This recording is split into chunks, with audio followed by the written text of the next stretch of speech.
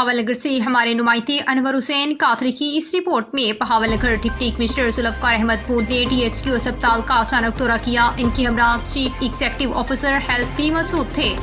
انہوں نے اسپتال کے تمام شعبوں وارڈز اور ایمرجنسی کا معائنہ کیا۔ ڈپٹی کمشنر نے ایمرجنسی میں ہر مریض کے پاس جا کر فرداً ان کی خیریت دریافت کی۔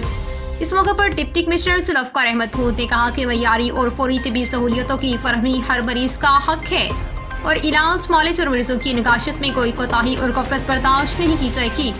انہوں نے ایم ایس کو ہدایات کی کہ اسپتال میں علاج معالجے کی معیاری سہولتوں کی فراہمی یقینی بنائی جائے۔ ڈپٹی کمشنر ذوالفقار احمد پور نے اسپتال میں ڈاکٹرز اور اسٹاف کی حاضری بھی چیک کی اور ذریعے اسپتال میں صفائی اور سیکیورٹی کا بھی جائزہ لیا۔ انہوں نے ہدایت کی کہ صفائی کے معیار پر کوئی سمجھوتہ قبول نہیں کیا جائے گا اور اسپتال میں طبی سہولت کے ساتھ صفائی کا معیار بھی اعلیٰ درجے تک لے جانے کے لیے تمام وسائل اور کاوشیں بروئے کار لائی جائیں۔